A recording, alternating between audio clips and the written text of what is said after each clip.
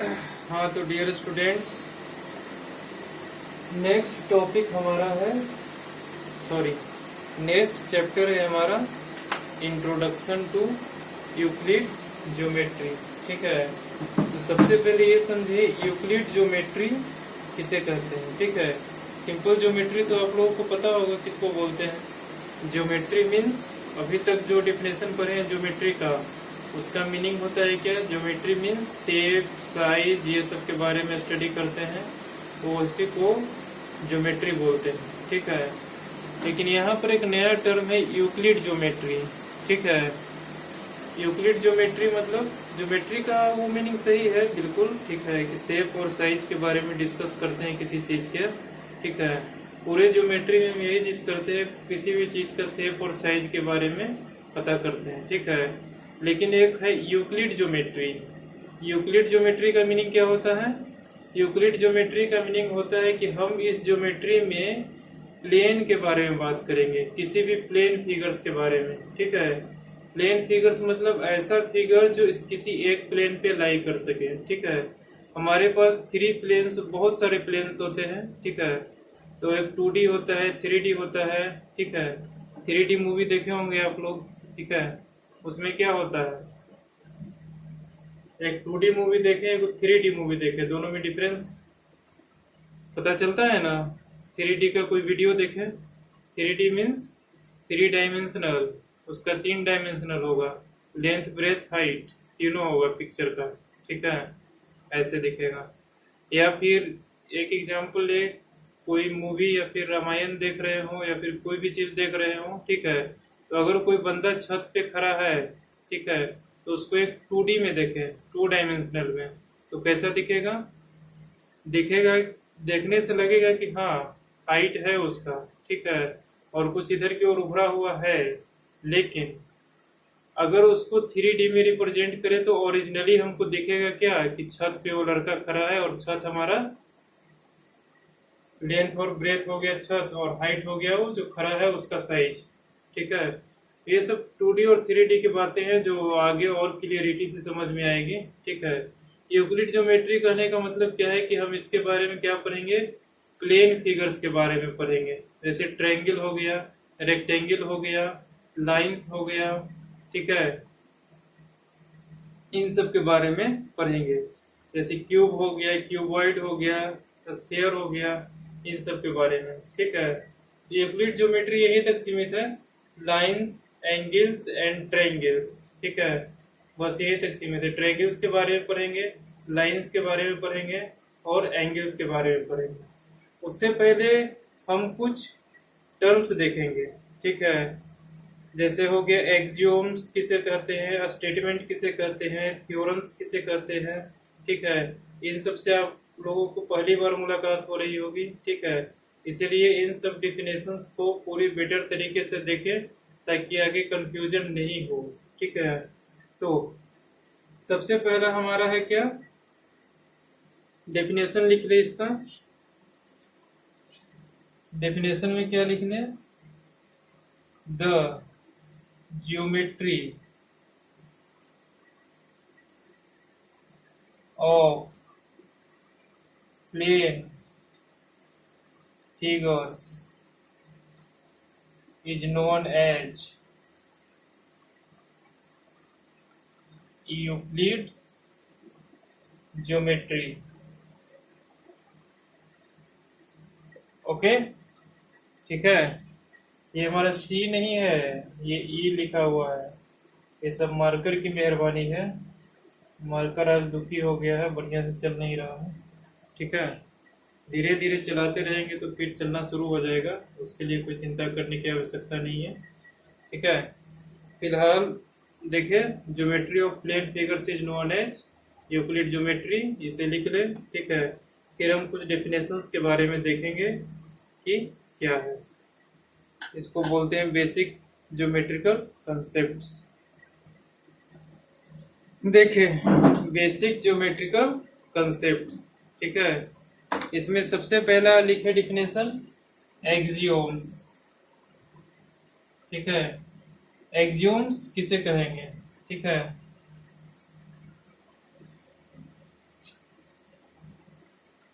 The basic facts taken for granted without proof. ठीक है, इसे क्या बोलेंगे? कॉल्ड एक्सियोम्स। ठीक है, एक्सियोम्स क्या है हमारा? The basic facts taken for granted without proof. बिना प्रूफ के हम इसको सही मान करके चलते हैं और सही है भी, ठीक है, उसको बोलेंगे एक्सियोम्स, जिसे प्रूफ की आवश्यकता नहीं पड़ती है, वो ऑलरेडी प्रूव्ड है। जैसे देखिए एग्जाम्पल में लिख देते हैं, halves of equals are equal. ठीक है, ये हमारा एक एग्जाम्पल हो गया, halves of equals are equal. मतलब ये है कि कोई भी हम दो इक्वल चीज को ले लें, ठीक है, उसको हाफ हाफ कर दे दोनों साइड, तो हाफ हाफ जो बन करके आएगा वो भी क्या होगा? हमारा इक्वल ही होगा। जैसे देखें, एक हम ले लेते हैं यहाँ पर नंबर 32 इज इक्वल टू 32। ये दो नंबर आपस में इक्वल है ना? ठीक है, अच्छा, इसका हाफ करेंगे तो कितना आएगा? 16। इसका हाफ करेंगे तो कितना आएगा? 16। ठीक है, ये दोनों भी क्या है हमारा आपस में? इक्वल है। ठीक है, दूसरा एग्जांपल लें। हमारे पास एक लाइन है, ठीक है, लाइन सेगमेंट है 2 सेंटीमीटर का, इसके इक्वल हमारा एक और लाइन सेगमेंट है 2 सेंटीमीटर का। इसको हाफ कर दें, इसको हाफ कर दें, अब किसका कितना कितना बन गया? ये बन गया 1 सेंटीमीटर, ये भी बन गया 1 सेंटीमीटर, ये बन गया 1 सेंटीमीटर, ये भी बन गया 1 सेंटीमीटर। अब ये देखिए, इसका फर्स्ट पार्ट ले ले, इसका फर्स्ट पार्ट ले ले, दोनों क्या है हमारा? इक्वल है। ठीक है, इसका मीनिंग यही है, half of equals are equal. इसको प्रूव करने की आवश्यकता नहीं है, कहीं भी ऐसा लिखेंगे ऑलरेडी ये प्रूव्ड है। ठीक है, स्टेटमेंट से ही पता चल रहा है। इसको क्या बोलेंगे हम? ऐसी चीज को एक्सियोम्स बोलते हैं। ठीक है, दूसरा एग्जांपल दे लीजिए।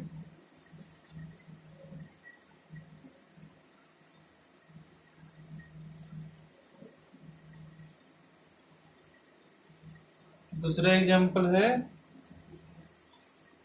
The whole is greater than each of its parts। इसका मीनिंग क्या हुआ समझे?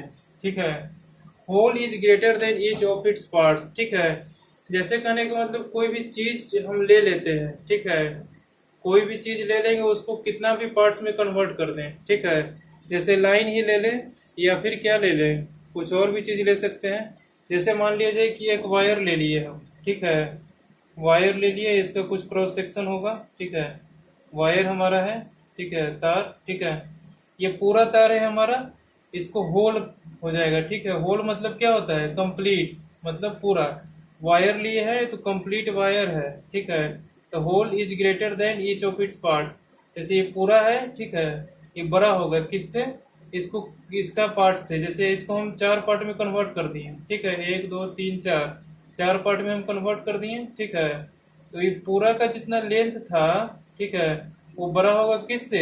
इसमें से कोई एक पार्ट ले ले, उससे क्या होगा? वो बड़ा होगा पूरा वायर। ठीक है, क्योंकि वायर का ये तो पार्ट्स तोड़े हैं। ठीक है, तो इसमें क्या है थीम कि हमारा यहीं पे दिख रहा है, ठीक है, कि जो वो पूरा वायर होगा उसको कितना भी पार्ट में कट करेंगे, ठीक है, और कोई भी एक पार्ट उठाएंगे तो वायर से क्या होगा? छोटा ही होगा ऑलरेडी। ठीक है, तो ये ऑलरेडी क्या है हमारा? प्रूफ है। ठीक है, हम विदाउट प्रूफ का इसको ले लेते हैं, इसको क्या बोलते हैं? एक्सियोम्स। ठीक है, चलिए इतना एग्जाम्पल काफी है इसको समझने के लिए। ठीक है, और भी बहुत सारे एग्जाम्पल्स हो सकते हैं। ठीक है, अच्छा, दूसरा टर्म ले हमारा स्टेटमेंट। स्टेटमेंट किसको बोलेंगे?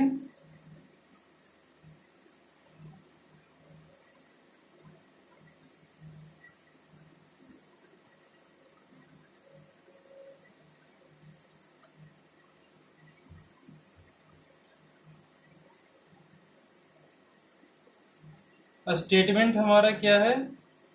एक सेंटेंस है, ठीक है। A sentence which can be judged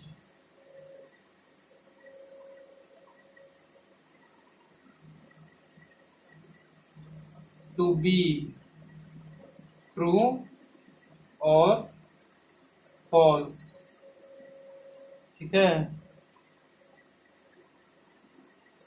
it's called statement. Statement किसे बोलेंगे? स्टेटमेंट हमारा एक टाइप का सेंटेंस है जो कि ट्रू और फॉल्स, जिसको हम जज कर सकते हैं कि वो ट्रू है या फिर फॉल्स है, ठीक है। उसको क्या बोलेंगे? स्टेटमेंट बोलेंगे, ठीक है। जैसे कहने का मतलब एक सेंटेंस हम ले लेते हैं, क्या, सीता इट्स मैंगो, ठीक है। ये इंग्लिश नहीं है, मैं सेंटेंस के बारे में बता रहा हूँ। सीता इट्स मैंगो, ठीक है।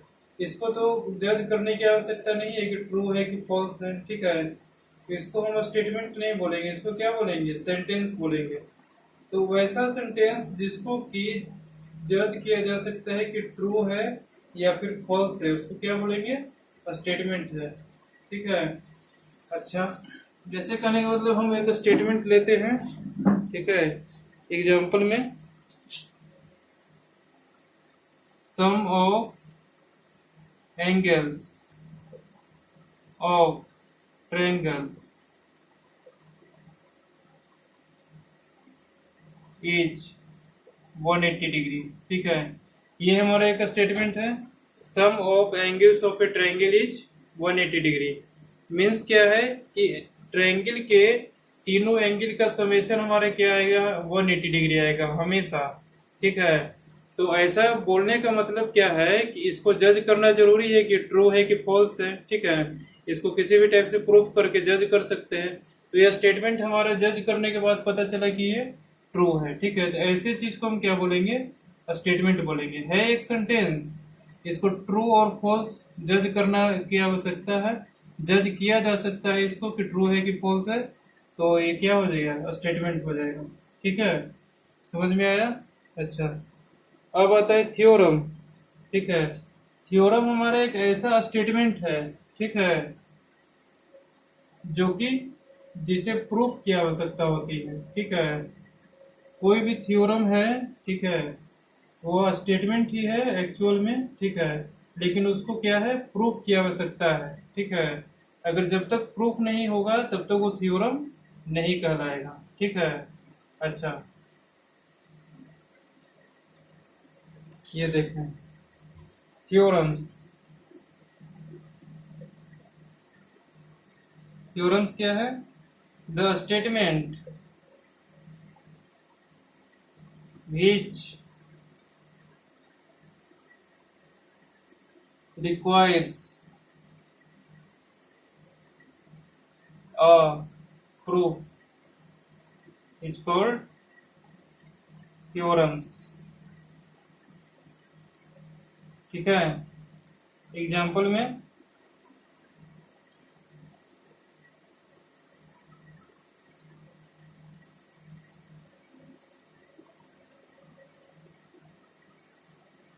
the sum of all angles around a point is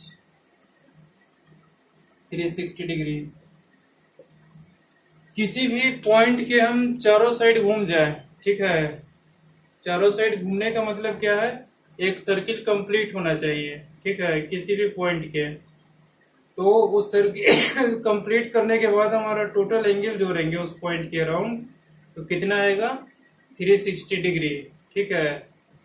इसको हम ऐसे ही ट्रू नहीं मान सकते, इसको प्रूफ करना है। इसको प्रूफ्ड है ऑलरेडी, ठीक है। प्रूफ में यहाँ नहीं बताने वाला, प्रूफ आगे चल के पढ़ेंगे इसका, ठीक है। लेकिन ये हमारा प्रूफ है, इसको प्रूफ की आवश्यकता है, ठीक है। ये ऑलरेडी प्रूफ्ड है कि ये स्टेटमेंट क्या है हमारा, ट्रू है। अगर ये फॉल्स आ जाता प्रूफ करते समय में तो ये हमारा थ्योरम नहीं कहलाता। यह स्टेटमेंट हमारा प्रूफ करते समय क्या आ गया, ट्रू आ गया, ठीक है। ट्रू मतलब हर एक कंडीशन में ट्रू, ठीक है। तो ये क्या होगा, हमारा थ्योरम आ गया, ठीक है। ऐसा स्टेटमेंट जिसको प्रूफ की आवश्यकता है, ठीक है, उसको क्या बोलेंगे, थ्योरम, ठीक है। अच्छा,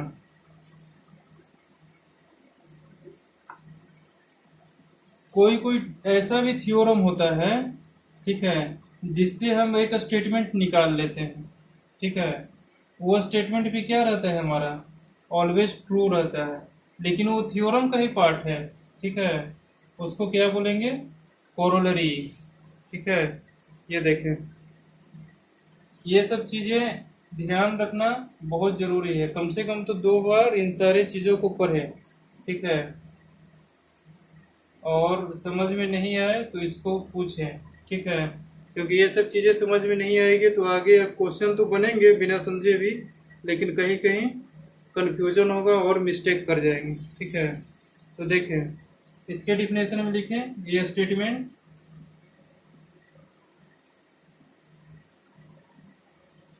whose truth can be easily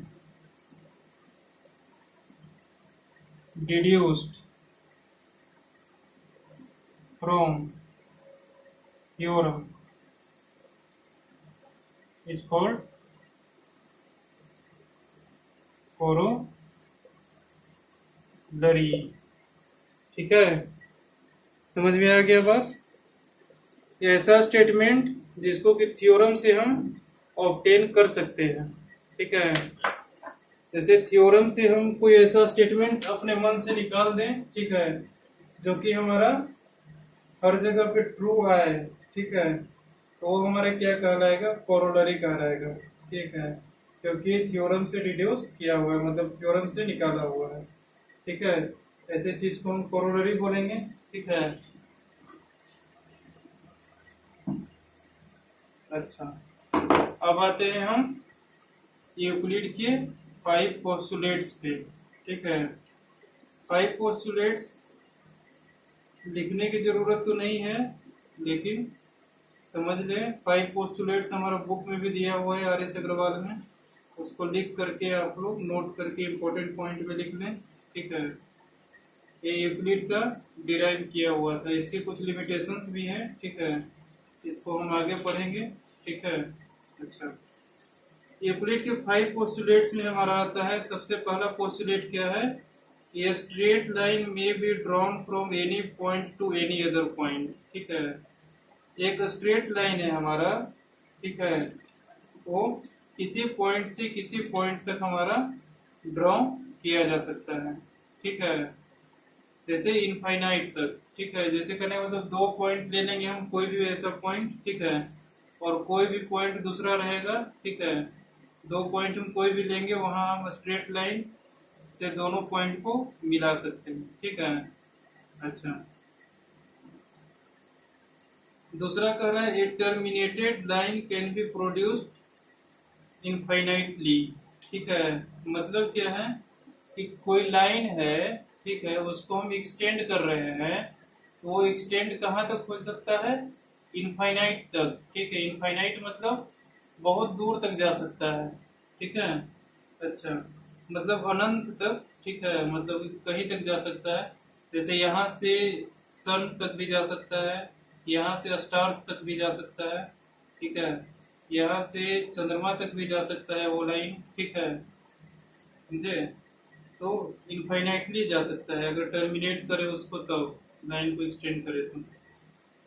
तीसरा पॉइंट क्या कहता है हमारा, a circle can be drawn with any centre and any radius, ठीक है। कोई भी एक सेंटर ले लें, ठीक है, कोई भी हम रेडियस ले लें, ठीक है। तो सेंटर और रेडियस से हम सर्किल को इजीली ड्रॉ कर सकते हैं, कोई भी एक सेंटर ले लें तो कोई भी एक रेडियस ले लें, उनसे हम सर्किल को ड्रॉ कर सकते हैं। जैसे सेंटर हम कहीं पे भी सपोज कर लें, ठीक है, किसी भी प्लेन में, और रेडियस हम कितना भी सेंटीमीटर का ले लें, तो उस सेंटर से उस रेडियस तक का, ठीक है, उस रेडियस का सर्किल वहां पे ड्रॉ किया जा सकता है, 3D प्लेन में, 2D प्लेन में, 1D प्लेन में, कहीं भी, ठीक है। अच्छा, चौथा क्या कह रहा है, all right angles are equal to one another, ठीक है। ये तो बिल्कुल साफ दिख रहा है कि वो राइट एंगल है, ठीक है, मतलब कि 90 डिग्री है, ठीक है, और 90 डिग्री को ही राइट एंगल बोलते हैं, ठीक है। तो राइट एंगल जहां जहां रहेगा वहां वहां क्या होगा, आपस में इक्वल होगा, ठीक है। अच्छा, पांचवा कह रहा है, for every line L and for every point P not lying on L there exist a unique line M passing through P and parallel to L, ठीक है। इसको समझना जरूरी है, ठीक है, इसको बिना लिखे हम नहीं समझ सकते, ठीक है। अच्छा, कौन सा नहीं समझ गया? सी पॉइंट, सी पॉइंट कह रहा है हमारा, a circle can be drawn with any centre and any radius. इसमें क्या, अच्छा देखें, ठीक है, बिल्कुल सही सवाल किया है इसने, ठीक है। यहाँ देखें,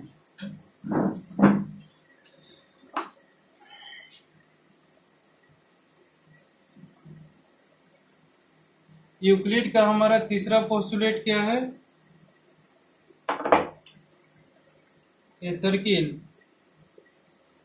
can be drawn from any centre with है, फ्रॉम नहीं है यहाँ, drawn with any centre and any radius, ठीक है। कहने का मतलब है कि सेंटर हम कहीं पे ले लें, ठीक है, रेडियस हम कितना भी सेंटीमीटर का ले सकते हैं, 2 सेंटीमीटर हो गया, 5 सेंटीमीटर हो गया, कितना भी का रेडियस ले लें, मान लेते इतना का रेडियस लिए, ठीक है। इस सेंटर और इस इतने रेडियस का एक सर्किल हम इस टाइप से ड्रॉ कर सकते हैं, ठीक है, अंडाकार बन गया, ठीक है ना। कंपास से करेंगे तो ये बिल्कुल सर्किल इस टाइप से फॉर्म हो जाएगा, ठीक है। सेंटर हमारा यहाँ कहीं पे लाई करेगा with any centre and any radius, ठीक है। सेंटर मान लेते हैं पी है, रेडियस है हमारा 5 सेंटीमीटर, ठीक है। तो इसका सर्किल हम ड्रॉ कर सकते हैं, इस प्लेन में भी कर सकते हैं, इस प्लेन में भी कर सकते हैं, ऐसा, ठीक है। तो सेंटर हमारा कहीं पे भी दे, रेडियस कितना भी सेंटीमीटर का दे, तो हम सर्किल एक ड्रॉ कर सकते हैं, ठीक है। मीनिंग समझ में आया इसका, ठीक है। अब यूक्लिड के फिफ्थ पोस्टुलेट को समझना जरूरी है, ठीक है। ये हमारा मॉडिफाइड फॉर्म है, ठीक है। अच्छा, पोस्टुलेट्स तो फिफ्थ हमारा दिया था यूक्लिड ने, ठीक है, उसी को मॉडिफाई करके इस टाइप से हम यूज करते हैं। तो जिस टाइप से हम यूज करते हैं उसी टाइप को पढ़ें, ठीक है, तो बेटर रहेगा, ठीक है ना। अच्छा, कह रहा है for every line L and for every point P not lying on L, ठीक है। लाइन एल पहले हम ड्रॉ कर लेते हैं, ठीक है। लाइन के बारे में क्या कह रहा है ये पता चल जाएगा।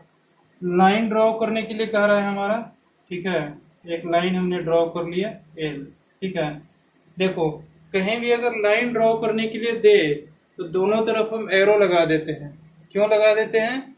क्योंकि इधर भी ये जा रहा है इनफाइनाइट तक, जैसे इंड नहीं है इसका, इधर भी कहीं पे इंड नहीं है। अगर लाइन दे तो, अगर लाइन सेगमेंट दे तो उसका इंड है, ठीक है।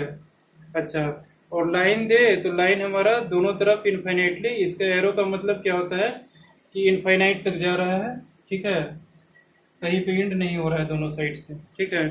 एक लाइन है हमारा एल, ठीक है, and for every point P not lying on L, ठीक है। कोई पॉइंट पी ले लेते हैं जो कि एल पे लाई नहीं कर रहा है, एल लाइन है उस पे लाई नहीं कर रहा है, ठीक है। आगे क्या बोल रहा है? There exist unique line M passing through P and parallel to L, ठीक है। अगर P हमारा L पे लाई नहीं कर रहा है, ठीक है, तो हमारे पास एक यूनिक लाइन होगा जो इसके पैरेलल होगा, पैरेलल कहने का मतलब क्या होगा, पैरेलल लाइंस पढ़ेंगे हम आगे, ठीक है, लेकिन यहाँ पे इतना ही समझें। पैरेलल का मीनिंग होता है कि इन दोनों के बीच का डिस्टेंस क्या होना चाहिए, बराबर होना चाहिए। ये लाइन है हमारा एम और ये लाइन है हमारा एल। फिफ्थ पोस्टुलेट क्या कहता है कि हमारे पास कोई लाइन एल दिया हुआ है, ठीक है, और एल के आउटसाइड कहीं पे भी कोई पॉइंट पी दिया हुआ है, ठीक है, तो उस पी पॉइंट से हम एक लाइन ऐसा खींच सकते हैं, ठीक है, सिर्फ एक सिंगल लाइन खींच सकते हैं ऐसा जो कि एल के पैरेलल हो, ठीक है। इसके अलावा दूसरा लाइन हमारा एल के पैरेलल नहीं हो सकता है, किसी भी टाइप से खींचे, ठीक है। अगर एल के पैरेलल और दूसरा लाइन ड्रॉ करना है तो हमारा पॉइंट भी दूसरा लेना होगा। इस पॉइंट से हम सिर्फ एक ही लाइन ड्रॉ कर सकते हैं जो कि एल के पैरेलल हो। पैरेलल करने का मतलब क्या है, इन दोनों के बीच की दूरी हमेशा बराबर रहे इंड तक, ठीक है। बात समझ में आ गया? अच्छा, तो इसको भी बड़ा कर दीजिए। ये छोटा है तो ये छोटा है, ये बड़ा है, इसको भी बड़ा कर देते हैं। हो गया हमारा बड़ा, ठीक है। ये और हमारा आगे तक जा रहा है, ये भी आगे तक जा रहा है, ठीक है। तो हमारे दोनों के बीच का डिस्टेंस सेम होगा, यानी पैरेलल है, ठीक है। अच्छा, तो हमारा यही कह रहा है कि एक लाइन एल दिया हुआ है और पी हमारा कोई एल लाइन के बाहर पॉइंट दिया हुआ है, तो उस पॉइंट से हम एक ही लाइन ऐसा खींच सकते हैं जो कि लाइन एल के पैरेलल हो, ठीक है। अच्छा, इतनी बात तो समझ में आ गई होगी, ठीक है। अब ज्योमेट्री से रिलेटेड हम कुछ टर्म्स पढ़ते हैं, ठीक है, जिसका कि हमारा यूज होने वाला है, ठीक है। अच्छा, लिख लीजिएगा, ठीक है, या फिर आर एस अग्रवाल बुक में दिया हुआ है, समझना ज्यादा इंपॉर्टेंट है। लिखना तो वैसे नोट्स कैसे भी बना सकते हैं, ठीक है। अच्छा,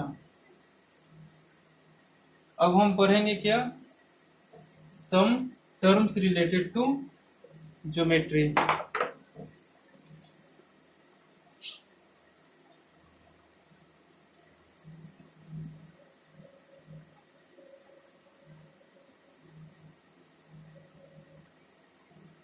ठीक है। अच्छा, पहला है हमारा point.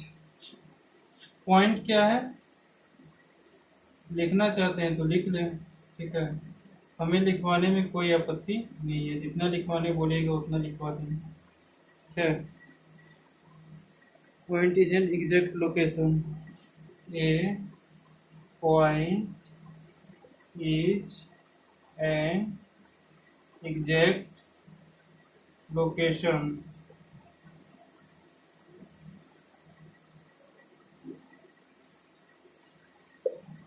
a point dot represents a point,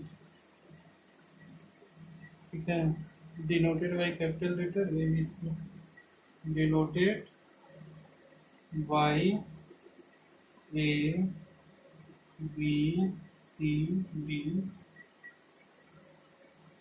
capital letters,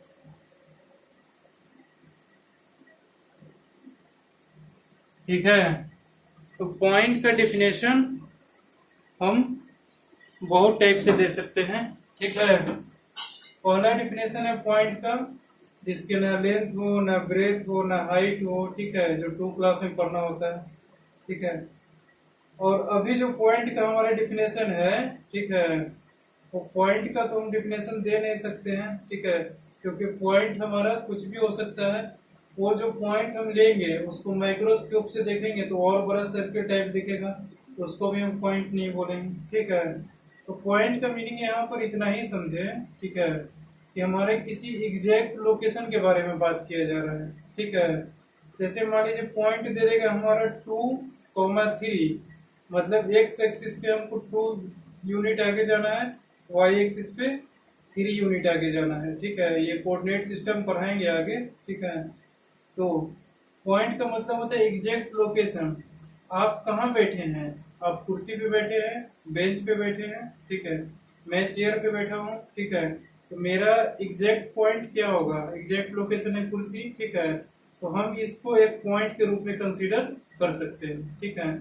आप एक स्टूडेंट, ठीक है, बहुत सारे स्टूडेंट बैठे हुए हैं यहाँ, ठीक है, तो एक स्टूडेंट बेंच पे बैठा हुआ है, ठीक है, एक सिंगल स्टूडेंट को ले लिया जाए वहां से, तो उसका क्या होगा हमारे पास, वो भी एक पॉइंट में आ जाएगा, ठीक है, वो किस पॉइंट पे बैठा है बेंच में, ठीक है, तो हमारा एग्जैक्ट लोकेशन है, ठीक है। मान लो एक सिंपल एग्जांपल, पूरा अर्थ है, ठीक है, अर्थ पे आपका मकान कहाँ पे है, ठीक है, जहां पे भी हो, अर्थ तो हमारा बहुत बड़ा साइज का है, उसके रिस्पेक्ट में आपका मकान क्या है, एक सिंगल पॉइंट है, मतलब लोकेशन है अर्थ पे, ठीक है, कि वहां पे आपका घर एग्जिस्ट करता है, ठीक है। अच्छा, हम पॉइंट के बारे में तो पता चल गया कि पॉइंट को कैसे डिफाइन किया गया है, ठीक है। उसके आगे देखिए, ये फाइन डॉट रिप्रेजेंट से पॉइंट, पॉइंट को रिप्रेजेंट करने के लिए हम एक सिंगल डॉट लगा देंगे, रिप्रेजेंट हो जाएगा। उसको डिनोट करने के लिए हम A B C D capital में कुछ भी लिख दें, पी क्यू आर, ठीक है, कैपिटल लेटर में लिख दें कि पॉइंट पी है, पॉइंट ए है, पॉइंट बी है, पॉइंट सी है, ठीक है, ऐसा करके। अभी हम पैरेलल लाइन प्रूफ करने के लिए एक पॉइंट लिए थे, ठीक है, इक्विलेट का पोस्टुलेट प्रूफ करने के लिए। वो पॉइंट हमारा क्या था, लाइन एल के बाहर लाई कर रहा था, तो वो पॉइंट क्या है, हमारे लोकेशन है, वो लोकेशन कहाँ है, लाइन एल के बाहर, ठीक है। उस पॉइंट को हम कैपिटल पी से रिप्रेजेंट कर दिए थे। ऐसे रिप्रेजेंट खुद से भी कर सकते हैं, ए से, बी से, सी से, डी से, खुद से भी रिप्रेजेंट कर सकते हैं। इसको हम बोलेंगे पॉइंट, ठीक है। लाइन सेगमेंट किसको बोलेंगे, देखें,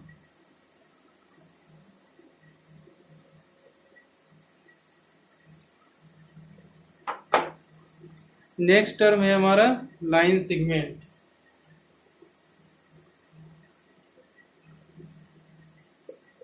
लाइन सेगमेंट बोलेंगे, ये हमारा एक लाइन क्या है, जो दोनों side endlessly both the direction में जा रहा है, मतलब ये भी हमारा इनफाइनाइट तक जा रहा है, ये भी हमारा इनफाइनाइट तक जा रहा है, ठीक है। इस लाइन पे हम दो पॉइंट ले लेते हैं, ए और बी, ठीक है, और इस सारे को भूल जाते हैं कुछ देर के लिए, ठीक है। इस लाइन को हम बीच से यहाँ से काट दिए, ठीक है। काटने के बाद हम क्या, शुरू से देखिए, ये हमारा एक लाइन है, ठीक है, लाइन एल मान लेते हैं, ठीक है। इस पे हमारा बीच से इसको कट कर देते हैं, ठीक है, यहाँ से काट के इतना पार्ट निकाल लिए, ठीक है। तो ये लाइन का क्या बन गया, हमारा टुकड़ा हो गया। इस पॉइंट का नाम दे देंगे ए, इस पॉइंट का नाम दे देंगे बी, तो इस लाइन का एक टुकड़ा हो गया।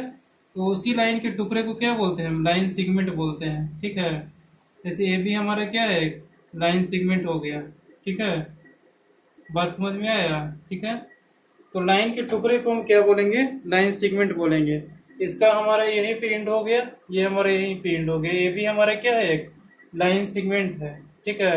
ये इंडस्ट्री बहुत डायरेक्शन में नहीं जाएगा, इसका लिमिट यहीं तक है, इसका लिमिट यहीं तक है, ए से पॉइंट से लेके बी पॉइंट तक लाइन जा रहा है, यानी कि लाइन सेगमेंट क्या है हमारा, ए बी। हम ऐसा लिख सकते हैं, A B is a line segment, ठीक है। डिफरेंस देखना है तो ये लिख दें, एक बड़ा सा लाइन बना दे, दोनों तरफ एरो लिख दे, L, L is line but A B is line segment, ऐसा लिख सकते हैं, ठीक है। अच्छा, लाइन सेगमेंट तो हो गया। रे, रे किसको बोलेंगे, ठीक है, डेफिनेशन लिख लीजिएगा, पीडीएफ फॉर्म में हम प्रोवाइड करा देंगे, ठीक है, उसके लिए चिंता करने की आवश्यकता नहीं है। अभी डेफिनेशन लिखवाऊंगा तो टाइम ज़्यादा कंज्यूम होगा, ठीक है। अच्छा, तो लाइन सेगमेंट हो गया। अब आते हैं रे, ठीक है। रे भी हमारा क्या है, लाइन सेगमेंट, ठीक है। लाइन हमारा कहां से कहां तक जाता था, दोनों अनलिमिटेड डायरेक्शन में जाता था, दोनों तरफ से, ठीक है। लाइन सेगमेंट हमारा क्या है, बस एंड हो गया इसका, इसके आगे नहीं जा सकता है, ठीक है। लेकिन रे हमारा क्या होगा, देखें, रे को डिफाइन करने के लिए हम एक पॉइंट लेंगे, वहां से एक लाइन ड्रॉ करेंगे, ठीक है। ये लाइन यहाँ से शुरू होता है, ठीक है, स्टार्टिंग पॉइंट है, और ये जाता है हमारा कहाँ, बहुत दूर तक, इनफाइनाइट तक। एक साइड से हमारा इनफाइनाइट तक जा रहा है, लेकिन एक साइड से हमारा ब्लॉक है, इसको क्या बोलेंगे, रे, ठीक है। समझ में आ रहा है बात, ठीक है। डेफिनेट लेंथ इसका नहीं होता है, ठीक है। एंड पॉइंट इसका होता है, ठीक है, एंड पॉइंट नहीं, स्टार्टिंग पॉइंट होता है, एंड पॉइंट नहीं होता है। देखिए दो चीज को हम ड्रॉ नहीं कर सकते हैं, एक लाइन को ड्रॉ नहीं कर सकते, एक रे को नहीं ड्रॉ कर सकते हैं। इसको सिर्फ रिप्रेजेंट कर सकते हैं कॉपी पे, बोर्ड पे, ठीक है, कि ऐसा होता है, ऐसा हो रहा है। अगर ड्रॉ करना होगा तो हमको इनफाइनाइट तक जाना होगा, जिसका कि कोई लिमिट नहीं है, ठीक है। लेकिन लाइन सेगमेंट को हम ड्रॉ कर सकते हैं पेपर पे, इस सबको सिर्फ रिप्रेजेंट कर सकते हैं, रे हो गया, लाइन हो गया, इस सबको सिर्फ रिप्रेजेंट कर सकते हैं, ठीक है। अच्छा,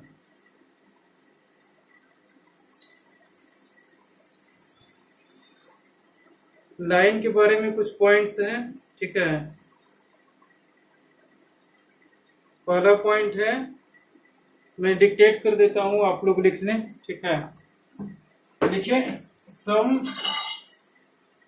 इंपॉर्टेंट पॉइंट्स रिगार्डिंग लाइन, ठीक है। पहला पॉइंट लिखें, it has no end points,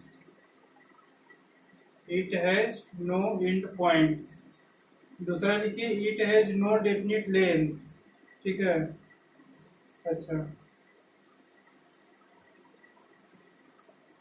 तीसरा लिखे, it can not be drawn, it can be simply represented on the plane of paper, ठीक है। पहला पॉइंट कर रहा है, it has not end points, मतलब इसके पास कोई भी एंड पॉइंट नहीं होता है। It has no definite length, इसके पास कोई डेफिनिट लेंथ नहीं होता है। तीसरा कह रहा है, it can not be drawn, it can be simply represented on the plane of paper, ठीक है। ये ड्रॉ नहीं किया जा सकता है, सिर्फ क्या किया जा सकता है, रिप्रेजेंट किया जा सकता है बोर्ड पे या फिर कॉपी पे, ठीक है। इसको रिप्रेजेंट कर सकते हैं हम एल नाम देके, एम नाम देके, कुछ भी नाम दे दे लाइन का, L M N O T कुछ भी, ठीक है, वो लाइन हमारा हो जाएगा। उसको सिर्फ रिप्रेजेंट कर सकते हैं, लाइन एल है, ये लाइन दूसरा है, एम है, ठीक है सर। ये line contains infinitely many points, ठीक है। एक लाइन पे हम बहुत सारे पॉइंट्स बता सकते हैं, ठीक है, इनफाइनाइट पॉइंट से। एक लाइन सेगमेंट में भी हमारा क्या है, इनफाइनाइट पॉइंट्स है। लाइन बनता कैसे है, बहुत सारे पॉइंट्स को कनेक्ट करने के बाद एक लाइन बनता है, ठीक है। और एक लाइन सेगमेंट में हमारा भी इनफाइनाइट पॉइंट है, ठीक है, और एक लाइन में भी हमारा इनफाइनाइट पॉइंट है। ये चीज तो पता चल रहा होगा, ठीक है। अच्छा, अब आगे देखिए, through a given point infinitely many lines can be drawn, ठीक है। ओके, कोई बात नहीं, नहीं लिख पा रहे हैं तो पीडीएफ फॉर्मेट में मैं प्रोवाइड कर दूंगा, ठीक है। अभी समझ लें, समझना बहुत जरूरी है, ठीक है। मैं पीडीएफ फॉर्मेट में श्योर प्रोवाइड करूंगा, ग्रुप में, व्हाट्सएप ग्रुप में मैं डाल दूंगा इसको, ठीक है। आप सब लोग डाउनलोड कर लेना, फिर घर पे लिखते रहना आराम से, ठीक है। Through a given point infinitely many lines can be drawn, ठीक है। एक पॉइंट दिया हुआ है, उस पॉइंट से हम बहुत सारे लाइन को ड्रॉ कर सकते हैं, ठीक है। इनफाइनाइट लाइंस को हम ड्रॉ कर सकते हैं। जैसे देखें, एक पॉइंट हमारा यहाँ है, ठीक है, यहाँ मान लेते हैं कि एक पॉइंट है, इससे हम इनफाइनाइटली लाइन ड्रॉ कर सकते हैं, इधर से इधर से इधर से इधर से, ठीक है। ये दोनों साइड जाएगा, ये भी दोनों साइड जाएगा, ये भी दोनों साइड जाएगा, ऐसे ऐसे ऐसे करके इस पॉइंट से बहुत सारे लाइन को ड्रॉ कर सकते हैं, ठीक है। एक पॉइंट से हमारा बहुत सारा लाइन पास हो सकता है, ठीक है। One and only one line can be drawn to pass through two given points, ठीक है। अगर दो गिवन पॉइंट हमारा दिया हुआ है, दो पॉइंट, तो दो पॉइंट से पास करते हुए हम सिर्फ एक ही लाइन को ड्रॉ कर सकते हैं, ठीक है। जैसे देखें,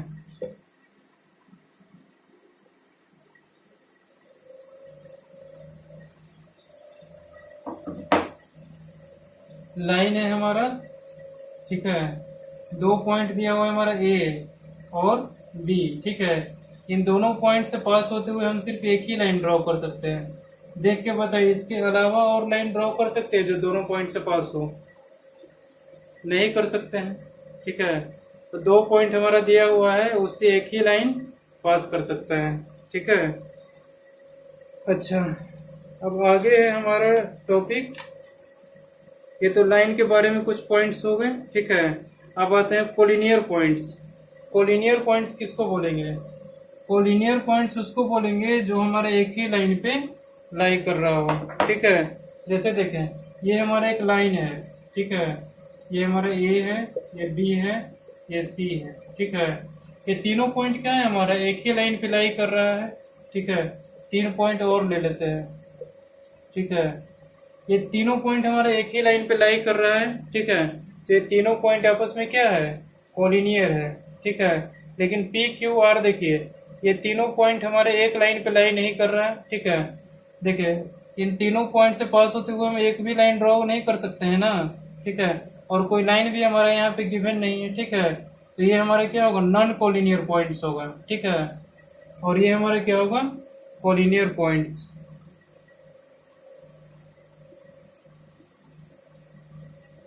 समझे। अच्छा, इन तीनों से पास होते हुए हम एक भी लाइन को ड्रॉ नहीं कर सकते, इन दोनों से पास होते हुए कर सकते हैं, इन दोनों से पास होते हुए कर सकते हैं। तो हम ऐसा कर सकते हैं कि पी क्यू पॉइंट कोलिनियर है, क्यू आर पॉइंट कोलिनियर है, लेकिन पी क्यू आर तीनों कोलिनियर नहीं है, ठीक है। दो पॉइंट अगर हम ले लेते हैं किसी भी टाइप का, ठीक है, तो हमेशा कोलिनियर होंगे, लेकिन वहां पर लाइन डिफाइन कर दें, ठीक है, तब फिर हमारा कोलिनियर नहीं होगा।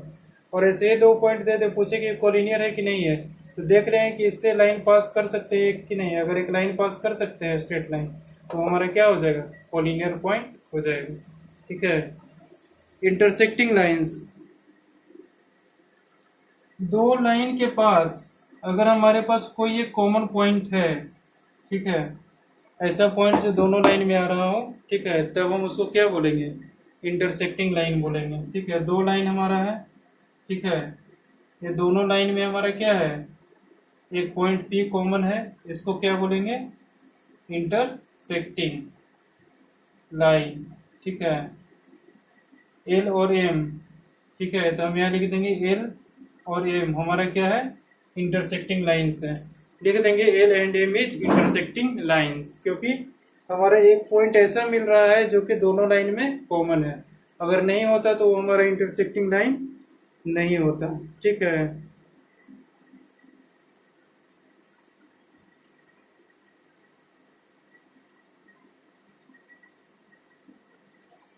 अब देखें, इंटरसेक्टिंग लाइंस तो समझ गए। अब कंकरेंट लाइन समझे किसको बोलते हैं, ठीक है।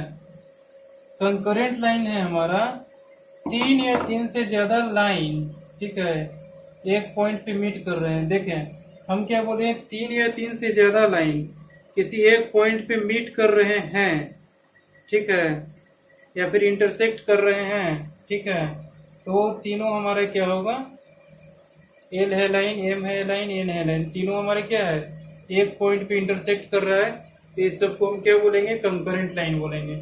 तीन मिनिमम होना चाहिए, तीन से ज्यादा भी हो सकता है, ठीक है। ये भी एक लाइन है हमारा, ये भी हो सकता है, ये लाइन हो जाएगा, ये भी हो सकता है। सब अगर हमारा एक ही पॉइंट से पास हो रहा है तो वो सब हमारा क्या कहलाएगा, कंकरेंट लाइन कहलाएगा। बशर्ते सिर्फ एक ही चीज है कि वो लाइन क्या होना चाहिए हमारा, तीन, मिनिमम तीन लाइन होना चाहिए, ठीक है। बस यही एक कंडीशन है और कुछ नहीं। इन सबको हम क्या बोलेंगे, L M N R concurrent line, ठीक है। अच्छा, अब आगे आते हैं प्लेन। प्लेन किसको बोलेंगे,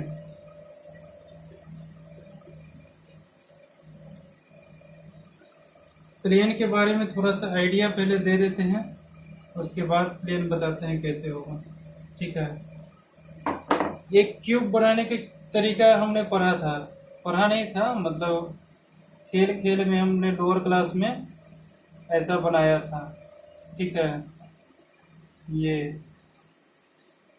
ये ये हमारा एक शेप बन गया, बॉक्स, ठीक है। ये बॉक्स हमारा क्या है, ये हमको भी नहीं पता है, ठीक है।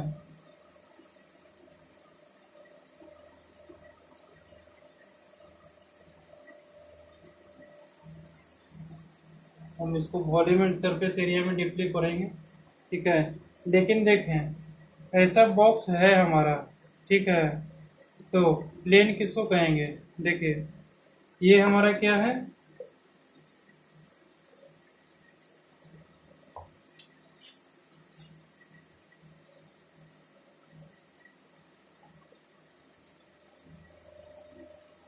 ऐसे करके बना सकते हैं इसको, ठीक है। बनाने के बाद क्या कर सकते हैं, यहाँ से इसको इरेज कर सकते हैं। ठीक है, इरेज करने के बाद हमारा क्या बना, ये देखें, ये थोड़ा रफली है। ठीक है, थोड़ा और क्लीन करके बना लीजिएगा। ये हमारा क्या है, ये देखिए, ये तो हमारा क्या है, पीछे वाला भाग इसका इस बोर्ड के प्लेन में है। ठीक है, मतलब क्या है कि ये हमारा एक प्लेन है। ठीक है, जिसके पास लेंथ और ब्रेथ 2 डायमेंशन है। ठीक है, ये हमारा क्या है, एक प्लेन हो गया। ठीक है, अच्छा, ये क्या है, हमारा एक दूसरा प्लेन हो गया। ठीक है, दूसरा प्लेन करने का मतलब क्या हो गया, इधर की ओर जो बाहर निकल रहा है, बाहर की ओर ऐसा निकल रहा है ना। ठीक है, वो हमारा क्या हो गया, दूसरा प्लेन हो गया। ठीक है, अब थोड़ा बहुत आइडिया लग गया होगा प्लेन के बारे में। ठीक है, अब देखिए क्या है,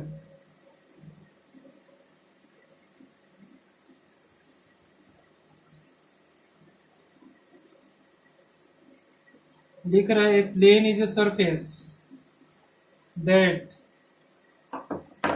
such that every point on the line joining any 2 points on it lies on it। ठीक है, अगर हम कहीं पे बहुत सारा पॉइंट ज्वाइन करते हैं, ठीक है, ये तो डेफिनेशन दे दिया है। ठीक है, इससे क्लियर पता चलता है, लेकिन आप लोग भी समझो। ठीक है, प्लेन क्या होता है समझ में आए तो बेटर है, नहीं तो आगे की क्लासेस में समझ में आएगा नहीं। ठीक है, ये हमारा बहुत सारा पॉइंट है। ठीक है, बोर्ड हमारा क्या है, एक प्लेन है। ठीक है, इसको एक प्लेन मान लेते हैं। अगर इसको हम इस टाइप से ले लें, ठीक है, तो ये हमारा दूसरा प्लेन हो जाएगा, ये हमारा दूसरा प्लेन हो जाएगा, ये हमारा क्या है, दूसरा प्लेन हो जाएगा। ठीक है, समझे बात को, इसको थोड़ा सा ऐसे उठा दिए तो ये हमारा दूसरा प्लेन हो गया, यहाँ रख दिए तो ये हमारा दूसरा प्लेन हो गया, और यहाँ तक आया था दूसरा प्लेन था। ठीक है, यहाँ पर बहुत सारा पॉइंट है हमारे पास। ठीक है, तो प्लेन का डिफिनेशन ये कहता है कि इन बहुत सारे पॉइंट्स में से किसी 2 पॉइंट्स को ज्वाइन करने पे अगर एक हमारा स्ट्रेट लाइन ज्वाइन हो जाता है। ठीक है, मतलब ये बहुत सारा पॉइंट इस पे है, इसमें कोई 2 पॉइंट ले लेंगे हम। ठीक है, उससे हमारा क्या हो रहा है, एक स्ट्रेट लाइन ज्वाइन हो रहा है, तो वो हमारे क्या हो जाएगा, एक प्लेन हो जाएगा। ठीक है, एक पॉइंट यहाँ ले लें, एक पॉइंट बाहर ले लें, इन दोनों को एक ज्वाइन कर दें। ठीक है, तो ये भी हमारा एक प्लेन हो जाएगा। समझ में आ रहा है बात। ठीक है, अच्छा, एग्जाम्पल में देख लेते हैं, एक और एग्जाम्पल लेके। ये कॉपी नजर आ रहा है सबको। ठीक है, इस कॉपी में हम क्या करेंगे, ये हमारे क्या है, एक प्लेन है। ठीक है, इसके अलावा ऐसे कर दिया तो ये हमारा एक क्या हो गया, दूसरा प्लेन बन गया यहाँ से ऐसे। ठीक है, ये दूसरा प्लेन है, ऐसे कर दिया तो ये हमारा तीसरा प्लेन बन गया, और बिल्कुल ऐसे कर दिया तो ये हमारा क्या बन गया, चौथा प्लेन बन गया। ठीक है, मतलब प्लेन करने का मतलब कि रेक्टेंगुलर शेप में हम कहाँ पे लाई कर रहा है। ठीक है, इसके बारे में और भी आगे पढ़ेंगे। ठीक है, अभी थोड़ा बहुत आइडिया ले लेना जरूरी है, जो कि आपको मिल गया होगा। ठीक है, तो प्लेन इसको कहते हैं। पैरेलल लाइंस, पैरेलल लाइंस किसको बोलेंगे, ये देखें, सबसे बेटर एग्जांपल होगा जब हम कोऑर्डिनेट ज्योमेट्री पढ़ेंगे ना 3 डायमेंशनल का, तो वहाँ पे प्लेन हमको बेटर तरीके से समझ में आ जाएगा। और जब हम इंजीनियरिंग में जाएंगे तो इंजीनियरिंग ग्राफिक्स पढ़ेंगे, वहाँ पर प्लेन तो पूरे बेटर तरीके से क्लियर हो जाएगा किसको बोलते हैं। ठीक है, अच्छा, पैरेलल लाइंस देख लें। पैरेलल लाइंस,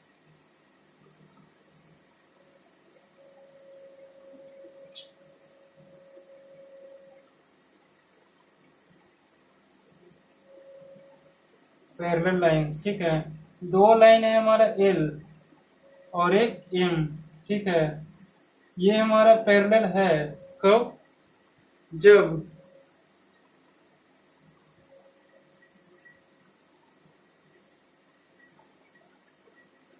इसमें से हमारा कॉमन पॉइंट नहीं मिलेंगे एक भी। ठीक है, अगर 2 लाइन हमारा ऐसा है जिसमें हम कहीं तक इसको एक्सटेंड कर दें इनफाइनाइट तक, ठीक है, तो हमारा कॉमन पॉइंट नहीं मिलना चाहिए ऐसा जो कि लाइन इंटरसेक्ट कर सके, ठीक है, मतलब इन दोनों लाइन में कोई कॉमन पॉइंट नहीं मिल सके, ठीक है। दूसरा डेफिनेशन है समझने के लिए क्या, कि यहाँ से परपेंडिकुलर ड्रॉ करें, ठीक है, यहाँ से स्केल से मेजर करते जाएं ऐसे, तो सारा डिस्टेंस क्या होगा, आपस में बराबर होगा, तो ये दोनों लाइन क्या है, पैरेलल है, ठीक है। इन दोनों लाइन में हमारा कोई कॉमन पॉइंट नहीं है, तो ये हमारा क्या हो जाएगा, पैरेलल लाइन हो जाएगा। अब देखिए नॉन पैरेलल लाइंस, ठीक है, नॉन पैरेलल लाइंस किसको बोलेंगे, यही लाइन को हम अगर थोड़ा सा तिरछा कर देते हैं ऐसा, और यह ऐसा, ठीक है, यह लाइन एल, यह एम, ठीक है, इसको और आगे एक्सटेंड करते तो धीरे धीरे धीरे धीरे इसमें सटते जाता, और ये हमारा क्या है, सीधा स्ट्रेट होते जाता ऐसे, और ये हमारा क्या है, ऐसे नीचे चलते जाता चलते जाता चलते जाता, कहीं ना कहीं एक जगह इंटरसेक्ट कर जाता है इधर, ठीक है, इधर से इंटरसेक्ट कर जाता है ना ऐसे, ठीक है। तो ये पॉइंट हमारा यहाँ पे क्या आ गया, कॉमन आ गया एक, ठीक है, तो ये हमारा पैरेलल लाइंस नहीं होगा। और यही अगर बहुत दूर तक चला जाए, कहीं पर इंटरसेक्ट नहीं करे आपस में, तो हमारा क्या कहलाएगा, पैरेलल लाइंस कहलाएगा, ठीक है। एक लाइन बना ले, ठीक है, दो लाइन बना ले यहाँ पे, एक एल और एक एम, ठीक है, ये दोनों लाइन लिख दें, L parallel to M, and लिख दें no common points lying on each other. दोनों में हमारे पास कोई कॉमन पॉइंट नहीं है, तो इसको क्या बोलेंगे हम, पैरेलल लाइंस बोलेंगे, ठीक है। अच्छा, अभी तक तो हमने कुछ डेफिनेशंस पढ़े, ठीक है, इन डेफिनेशंस को, यूक्लिड के पोस्टुलेट्स को, ठीक है, एक्सियोम्स, थ्योरम्स, ये सब जो भी कुछ बताए हैं अभी तक, ठीक है, उन सब को आप कल रिवाइज करके आना, ठीक है, बेटर तरीके से, ठीक है, मतलब पढ़ करके आना, समझ करके आना अच्छे से, इस पे बेस्ड कल कुछ क्वेश्चंस करेंगे, ठीक है, और फिर आगे चलेंगे ज्योमेट्री में, ठीक है। इसके बाद आप एक्सरसाइज कर सकते हैं। यूक्लिड ज्योमेट्री वाला कौन सा एक्सरसाइज है,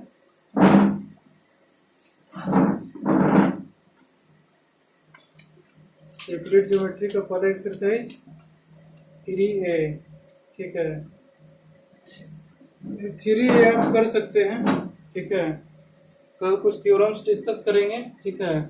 अभी एक्सरसाइज 3A करें, लास्ट वाला एक दो क्वेश्चन नहीं होगा, ठीक है, उसको कल बताएंगे, कल कुछ थ्योरम्स भी बताएंगे हम, ठीक है, उसको प्रूफ भी करेंगे, ठीक है। उसके बाद फिर आगे चलेंगे क्वेश्चंस पे। फिर आगे चैप्टर है हमारे यूक्लिड ज्योमेट्री, खत्म होने के बाद हमारा है एंगल्स, लाइंस एंड ट्रायंगल्स, ठीक है, इस चैप्टर को भी देखेंगे। एंगल्स बनाना तो आप सबको आता होगा, 90 डिग्री का, 45 डिग्री का, 75 डिग्री का एंगल बाइसेक्ट करना भी आता होगा, ठीक है। यहाँ पर बस उन्हीं सब चीज़ों का काम होगा, ठीक है। फिलहाल अभी एक्सरसाइज 3A को कंप्लीट करें और यूक्लिड ज्योमेट्री को पढ़ें, ठीक है। ये हमारे बिल्कुल बेसिक चीज़ है, ये पढ़ लेंगे तो आगे चैप्टर्स हमारा इजी हो जाएगा, ठीक है। Okay, bye.